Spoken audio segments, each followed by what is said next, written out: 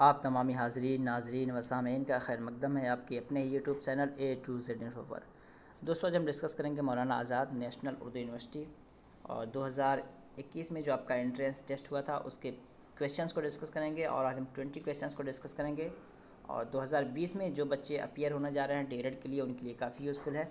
तो चलिए question start करते हैं। पहली बार चैनल पे आए तो प्रीवियस वीडियोस, पहले जो वीडियोस बनाए गए उन्हें देखें, उनसे आपको मदद मिलेगी, अपनी तैयारी आप अच्छी कर सकते हैं। बीच में और भी डिस्कस करेंगे। और ये सारे क्वेश्चंस पुराने हैं, आपको दिख रहा होगा, ये आपका ऑफिशियल वेबसाइट से इसको डाउनलोड किया गया है। और हम डिस्कस करेंगे जनरल नॉलेज का सेक्शन आज। पहला क्वेश्चन है, आप सभी लोग आंसर करने की कोशिश करें या फिर आंसर एटलीस्ट याद कर लें। माजी में बनाई और इस्तेमाल में लाई जाने वाली अशिया का मुताला जो करता है उसे क्या कहा जाता है। यानी पुरानी चीज़ों का जो हम अध्ययन करते हैं उसे क्या कहा जाता है। माहिर माजियात, माहिर फ़ल्कियात, माहिर लसानियात, माहिर आसार क़दीमा। तो इसका सी है माहिर आसार क़दीमा, यानी पुरानी चीज़ों का जो अध्ययन करते हैं, मुताला करते हैं, स्टडी करते हैं, उसे कहते हैं माहिर आसार क़दीमा उर्दू में। अगले सवाल की तरफ बढ़ेंगे। अगला सवाल है क्वेश्चन नंबर 2।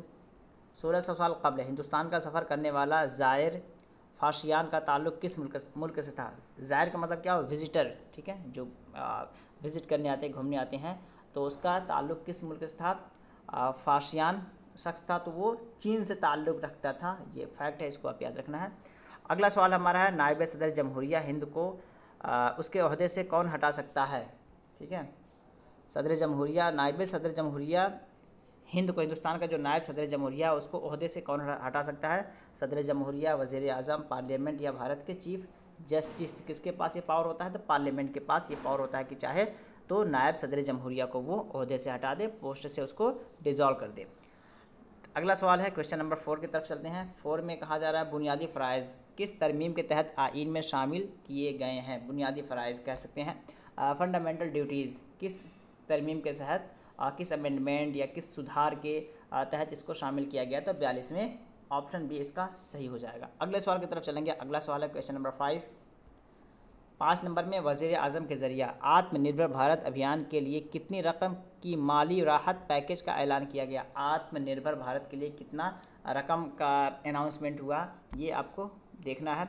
10 लाख, 15 लाख, 20 लाख, करोड़, ठीक है, सब में करोड़ लगा हुआ है। तो कितना लाख करोड़ का ऐलान हुआ था कि इसको थोड़ा सा रिलैक्सेशन के लिए, तो 20 लाख करोड़ इसके लिए अनाउंस हुआ था। ठीक है, आत्मनिर्भर भारत के जो स्कीम है उसके लिए जो अनाउंसमेंट हुआ था 20 लाख करोड़। तो ये सी आपका सही हो जाएगा। अगले सवाल की तरफ चलेंगे। अगला है क्वेश्चन नंबर 6।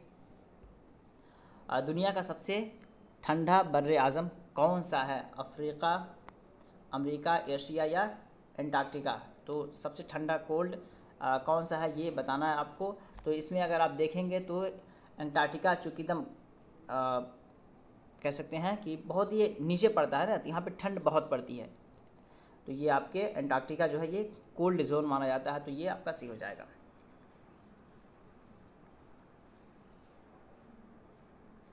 नेक्स्ट क्वेश्चन है क्वेश्चन नंबर 7। और जहाँ जहाँ से क्वेश्चन बने हैं ये भी आपको कोशिश करना है कि बर्र आज़म, बहर आज़म, Pacific Ocean, Indian Ocean, Antarctica Ocean, तो इन सभी को आप पढ़ लीजिएगा एक एक बार। जो क्वेश्चन, इसी वजह से कहते हैं क्वेश्चन पेपर जो प्रीवियस है उसे देखिए, कहाँ कहाँ से क्वेश्चंस बने हैं, उसके डीप में जाके आप पढ़ने की कोशिश करेंगे तो आपके पास अच्छा खासा नॉलेज हो जाएगा और सिलेबस के अकॉर्डिंग आपको मालूमात हो जाएगी। कोरोना वायरस से बचाव के लिए हिंदुस्तान में बनाई गई कोविशील्ड वैक्सीन किस कंपनी के ज़रिए बनाई गई। तो ये कोरोना से रिलेटेड चूँकि था उस टाइम पे, अभी आ सकता है, ठीक है, कोरोना से रिलेटेड बहुत सारी चीज़ें हुई हैं। तो सीरम है, शिप्ला है, सारा है या कैडिला। तो ये सीरम कंपनी के ज़रिए इसको बनाया गया था। तो ये आपका, और सीरम, ये भी हो सकता है कि सीरम ने कौन से वैक्सीन बनाया था कोरोना वायरस के लिए, ऐसे भी आ सकता है। तो कोविशील्ड वैक्सीन उन्होंने बनाया था। तो अगर उल्टा भी पूछेगा तो भी आपके बात में, आपके जहन में ये बात होनी चाहिए। 8 नंबर, ध्यानचंद का ताल्लुक़ किस खेल से था। ध्यानचंद का ताल्लुक़, अभी इससे पहले हमने B.ED का जो अपलोड किया था उसमें भी एक क्वेश्चन था गेम से रिलेटेड। तो गेम से रिलेटेड बिल्कुल आप गेम से रिलेटेड, बुक्स से रिलेटेड, पोस्ट होल्डर्स जो है उनके बारे में आपको अच्छी मालूमात होनी चाहिए। इसका राइट आंसर हो जाएगा हॉकी। ठीक है, राइट आंसर करते हैं हॉकी। नेक्स्ट क्वेश्चन की तरफ चलेंगे। नेक्स्ट क्वेश्चन हमारा है क्वेश्चन नंबर 9। बिजली के बल्ब की ईजाद किस साइंसदान ने की। बिजली के बल्ब की ईजाद किस साइंसदान ने की थी ये आपको बताना है। तो कह सकते हैं कि बिजली का मतलब बिजली के ज़रिया जो बल्ब जलता है उसके मोजिद इन्वेंटर कौन है ये बताना है। तो एडिसन ने इसको काफ़ी मेहनत करके, काफ़ी इस्तेहाद करके उन्होंने इसको ईजाद किया था। कई मरतबा उनको नाकामी भी मिली थी, बिलाखिर उनको जो है कामयाबी मिल गई थी। तो बल्ब के मोजिद जो एडिसन कहलाते हैं। अगला सवाल हमारा, यौम ख़वातीन किस तारीख को मनाया था? वीमेन डे किस तारीख को मनाया जाता है? 8 मार्च। स्पेशल डेज आपको मालूम कि जितने भी एग्ज़ाम्स हुए सब में स्पेशल डेज से रिलेटेड क्वेश्चंस पूछे जाते हैं। तो यहाँ पे 8 मार्च को मनाया जाता है यौम ख़वातीन, वीमेन डे। तो ये आपका सही हो जाएगा। तो मानो में डीएलएड जो 2021 तक हुआ है उसके प्रीवियस पेपर्स आप ले सकते हैं और उस बेस पे आप तैयारी कर सकते हैं। जो 2021 तक के जो पेपर्स हुए हैं, चूँकि अब 22 में आप लोग एग्ज़ाम देंगे, तो 2021 तक के जो भी हो गए हैं उसे आप एटलीस्ट पढ़ के जाएँ, समझ के जाएँ। और अगर उसमें डीप आप जा सकते हैं तो सारे पोर्शंस को टच करके जाएँ। तो आप कांटेक्ट करके व्हाट्सअप करें, आपको प्रोवाइड करा दिया जाएगा। तो चलिए क्वेश्चन देख लेते हैं। क्वेश्चन नंबर 11 में, अज़ीम सयाह इब्ने बतूता किसके दौरे हुकूमत में हिंदुस्तान आया था? सयाह कह सकते हैं, ये भी एक तरह का विज़िटर के माने में होते हैं। विज़िटर कह लीजिए या ज़ायर, ठीक है, जो एक जगह से दूसरी जगह विज़िट करते हैं, घूमने के लिए आते हैं, जाते हैं। तो ये इब्ने बतूता किसके दौरे हुकूमत में हिंदुस्तान आया था ये आपको बताना है। ऑप्शंस यहाँ पे दिए गए हैं। तो मोहम्मद बिन तुगलक, ये आपका भी सही हो जाएगा। अगले सवाल की तरफ बढ़ेंगे। अगला सवाल है, भारत छोड़ो तहरीक करारदाद, तो ये मूवमेंट चलाया गया था भारत छोड़ो तहरीक। तो इसको किस शहर में मंजूरी मिली थी? मुंबई, कलकत्ता, दिल्ली, लाहौर। तो इसको जो मंजूरी मिली थी या अप्रूवल कह सकते हैं, तो ये मुंबई में इसको मंजूरी मिली थी। अगला सवाल है क्वेश्चन नंबर 13, साइमन कमीशन को हिंदुस्तान कब भेजा गया? साइमन कमीशन को हिंदुस्तान में कब भेजा गया था? 1928, 38, 40, 42। तो इसको जो भेजा गया था 1928 में हिंदुस्तान, साइमन कमीशन को। तो ऑप्शन ए आपका यहाँ पे सही हो जाएगा। नेक्स्ट क्वेश्चन है क्वेश्चन नंबर 14।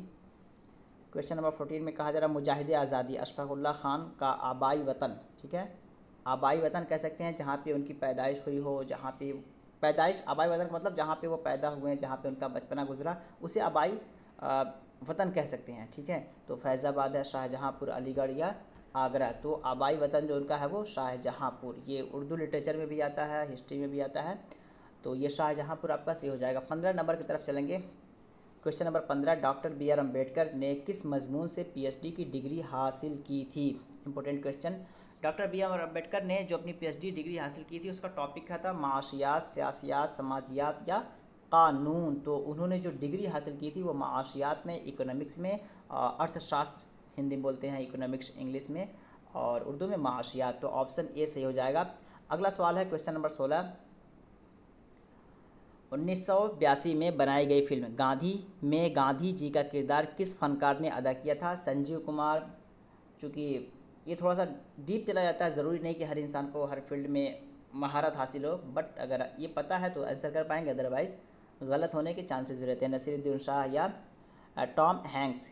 तो किसने गांधी जी का, गांधी मूवी में गांधी का किरदार अदा करने वाले कौन से फ़नकार शख्स हैं? तो बैन कंगसले ये आपका सही हो जाएगा। इन्होंने किरदार अदा किया था।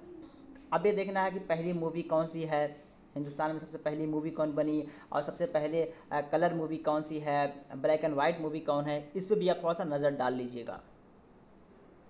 हुकूमत हिंद ने नीति आयोग की तश्कील कब की? नीति आयोग कब फ्रेम किया गया, ये आपको बताना है। तो इसका डायरेक्ट आंसर हम करते हैं कि ये जनवरी 2015 में इसको बनाया गया, नीति आयोग।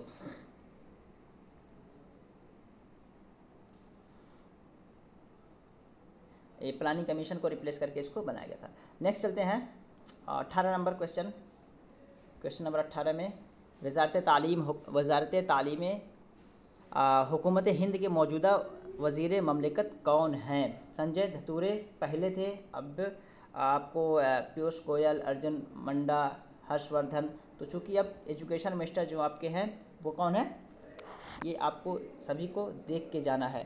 और इसलिए कि यहाँ से भी मैं बोला पोस्ट होल्डर से क्वेश्चंस आते हैं। तो एजुकेशन मिनिस्टर अभी आपके जो है क्या नाम धर्मेंद्र प्रधान, तो ये देख लीजिए।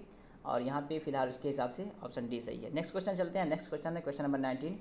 खिलाफत तहरीक शुरू करने में सबसे अहम किरदार किन रहनुमाओं का था?